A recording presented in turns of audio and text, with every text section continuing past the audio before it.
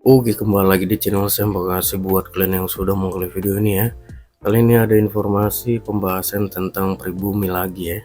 Belakangan ini viral lagi atau hangat lagi pembahasan tentang pribumi ya, antara Pak Anies dan Pak Ahok ya.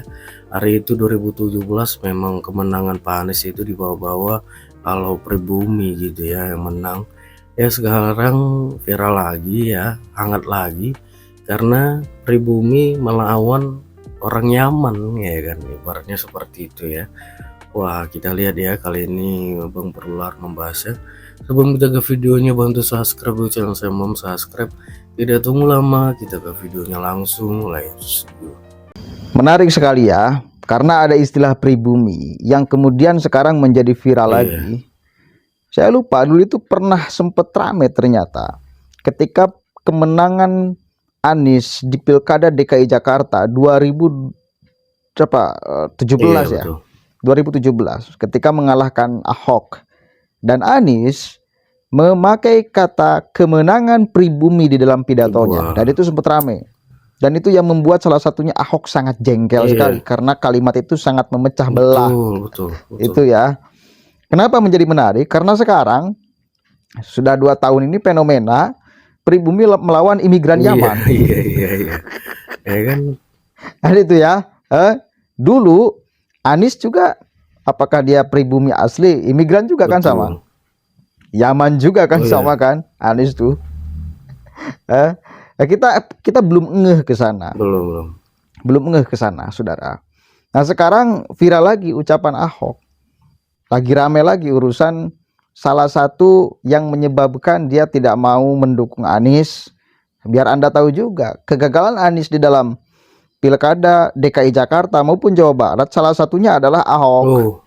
Jadi jangan melayangkan playing victim bahwa ini akibat kekuasaan. Padahal urusan diusung PDIP ya, itu di sana ada Ahok yang sangat tidak mau Anies diusung oleh PDIP. Bahkan Ahok mengeluarkan pernyataan siap mengembalikan KTA, kartu tanda anggota dia sebagai kader PDIP bila PDIP mengusung Anies. Begitupun sama Puan Maharani yang tidak mau Anies kemudian dicalonkan oleh PDIP. Jadi di dalam tubuh PDIP ada beberapa faksi. Itu ya. Ada yang memang mau mencalonkan Anies. Kenapa? Biar paham dulu. Betul. Di sana ada Ahok yang tidak mau sekali Anies kemudian dicalonkan karena luka lama yang dia tidak sembuh sampai sekarang. Pasti susah ya. Dan ini pernyataan Ahok yang lagi rame sekarang.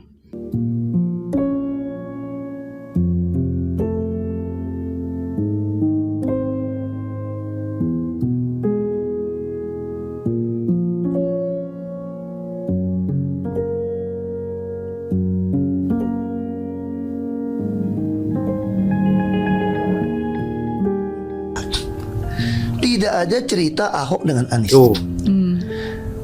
Ketika saya kalah, saya langsung kasih Anies penghargaan, ucapan segala macam. Itu that's a gift.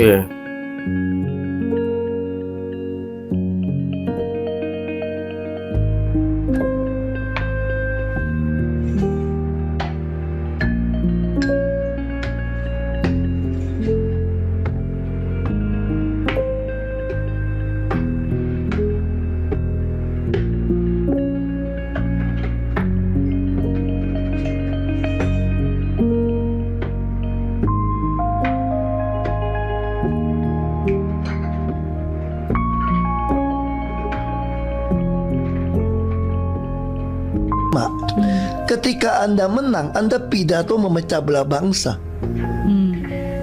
Bahwa Jakarta udah kembali ke pangkuan pribumi yang dijajah selama ini. Itu teksnya di mana-mana. Itu sangat memecah belah bangsa. Saya ini asli Indonesia sesuai undang-undang loh. Apa karena saya namanya Ahok?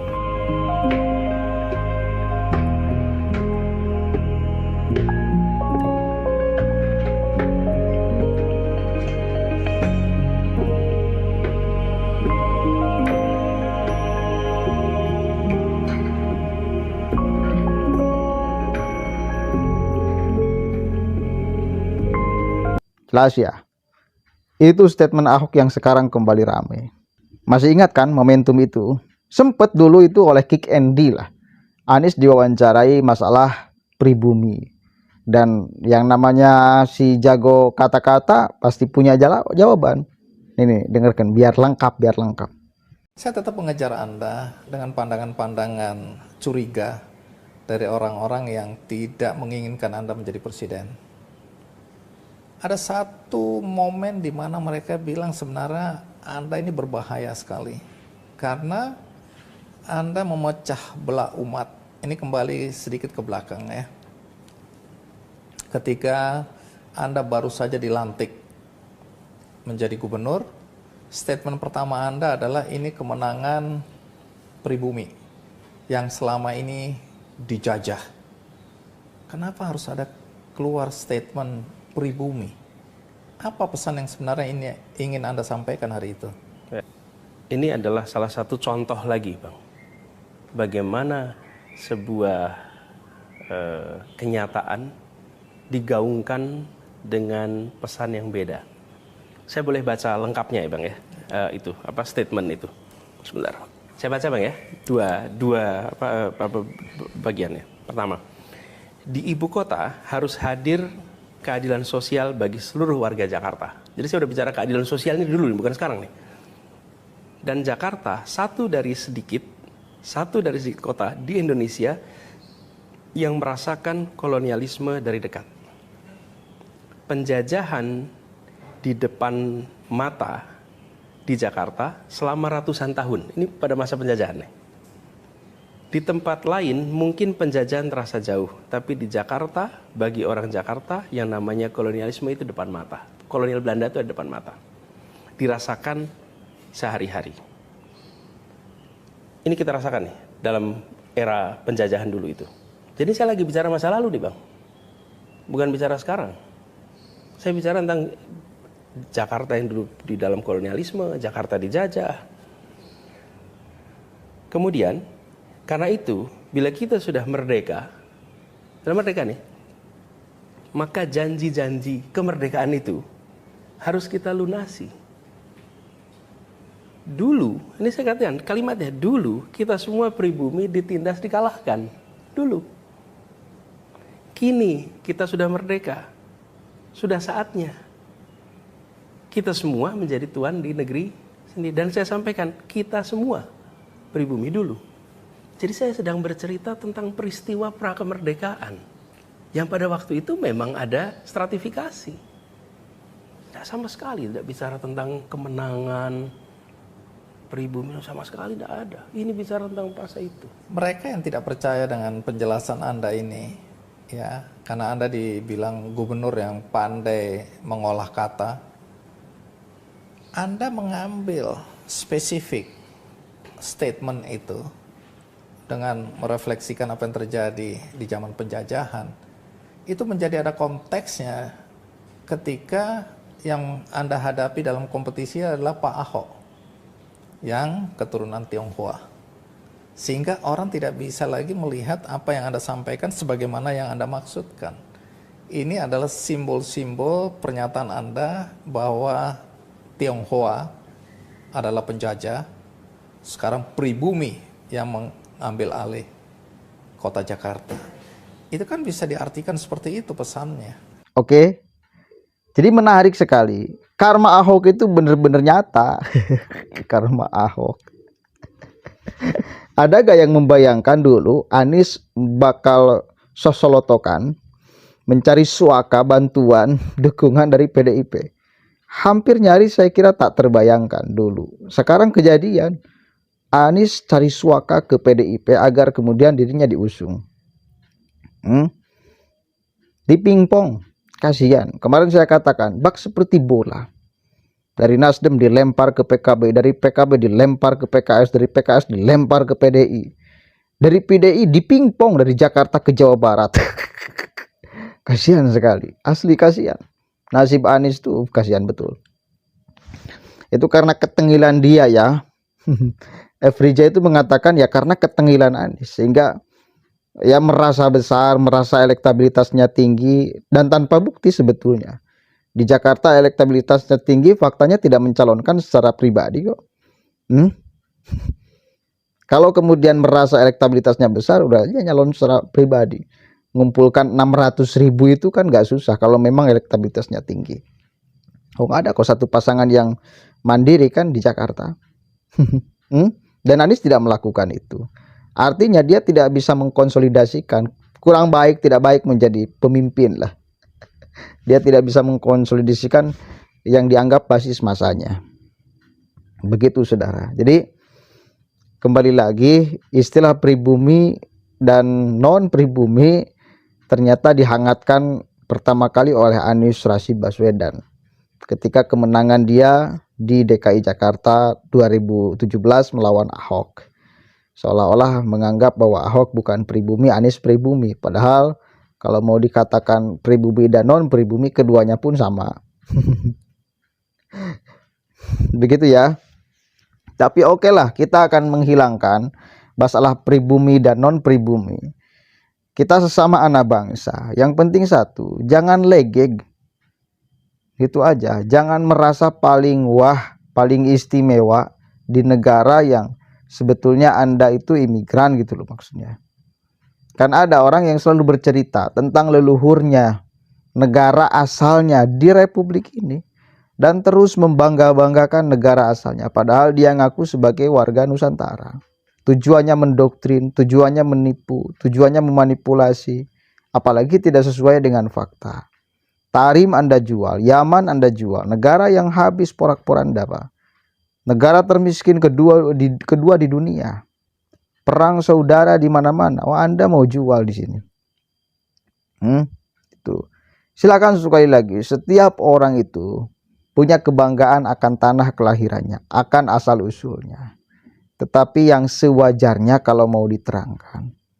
Jangan mengatakan, "Oh, semua orang mau tinggal di Tarim." Orang imigran zaman tuh ngomong kayak gitu. Semua orang mau tinggal di Tarim. Setiap orang yang tinggal di Tarim bakal menjadi wali pulangnya, asal jangan sampai ada suudon. Dia ngomong kayak gitu. Padahal dia katanya udah menjadi orang Indonesia dan masih jualan di sini. Dan bullshit itu ucapannya, saudara. Berdoa di WC di Tarim itu dikabulkan. Mana paten, Pak? Itu bullshit pasti. Silakan Anda banggakan tanah kelahiran Anda di republik ini. Yang penting sekali lagi sewajarnya. Dan jangan ada unsur-unsur penipuan. Ini kan unsur-unsur penipuan pada akhirnya. Kalau memang seperti itu adanya berdoa di WC aja dikabulkan, kalau di Tarim, pulang aja ke sana ke Tarim. Kan nikmat, enakan hidup di Tarim. Semua pengen orang kemudian tinggal di Tarim. Udah aja kalian pulang. Kan gak mau. Kan lebih enak di Indonesia, jujur aja. Banyak muhibin di sini dan lain sebagainya. Masih banyak orang yang bisa dibodoh-bodohi gara-gara urusan nasabnya kan itu. Ya jujur aja gitu loh. Jangan kemudian menolak fakta itu.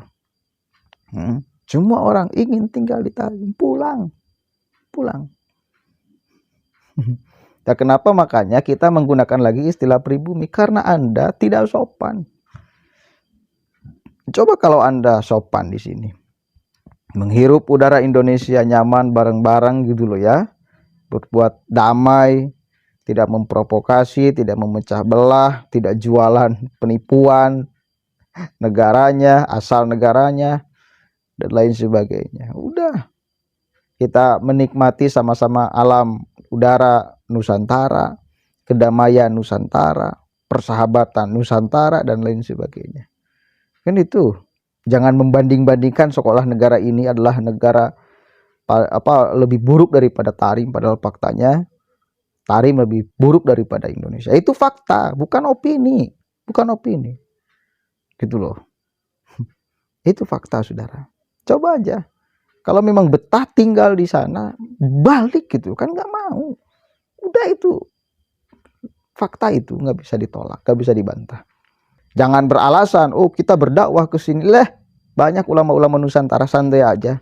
Jadi jangan pakai alasan itu. Padahal Anda sudah tidak mau tinggal di Yaman, tinggal di Tarim, maunya hidup di Indonesia yang penuh kedamaian, udara sejuk dan lain sebagainya. Itu tinggal syukuri, nikmati, jangan buat tingkah ulah yang macam-macam aneh-aneh, memprovokasi, mengadu domba gitu loh ya, merendahkan masyarakat pribumi itu ada loh, ada. Saya ngomong itu bukan tanpa data dan fakta, ada yang ngomong kayak gitu.